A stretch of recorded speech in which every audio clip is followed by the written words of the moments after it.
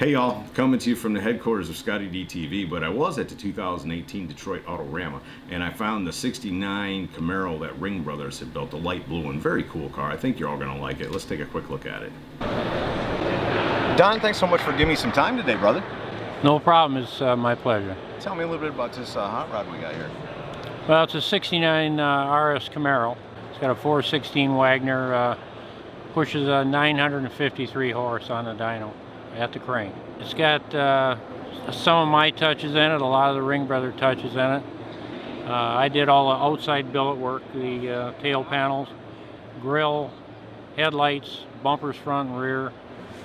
Did the air intake under the hood there. That's got three elements inside of it to get enough air into that beast. So you did the engineering of it, or you did the actual building? Did the engineering and the machining. What's your background? My background is a tool and die maker. Oh, I have cool. an 80-man tool and die shop in Onalaska, Wisconsin. Wow, so you rolled into Ringbrothers with some of your own parts. That must have been a strange deal to try to get approved. Yeah, it was, right, yeah. But once they found out I was real, they were more than happy to give me enough. Tell me a little bit about some of the changes they've done to this car. Well, if we walk around the front here, if you actually look at the front fenders there was a highlight in the paint when we did the rendering.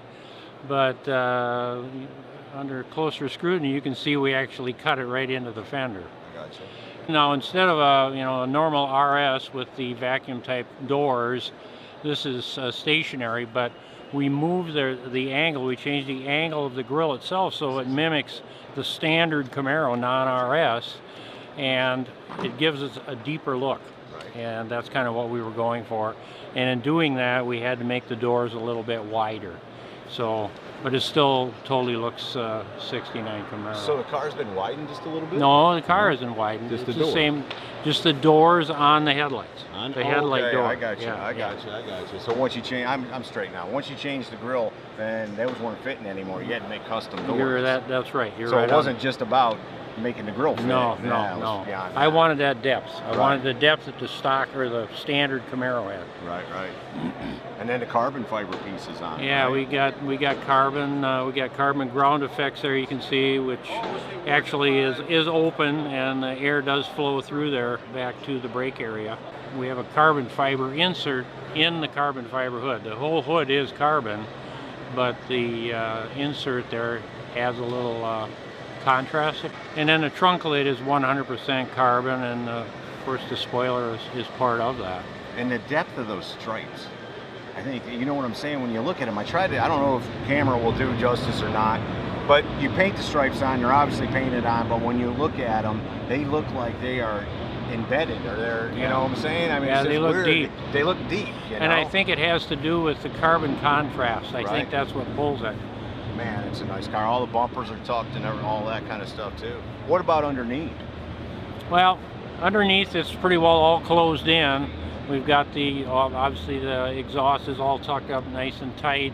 It has a full frame. Right, who's that? And that's Detroit Speed. Okay. We could never get the car to sit down. I want to say something about that. We could never get the car to get down where I'd like to see the ride head, which is about where it's at now.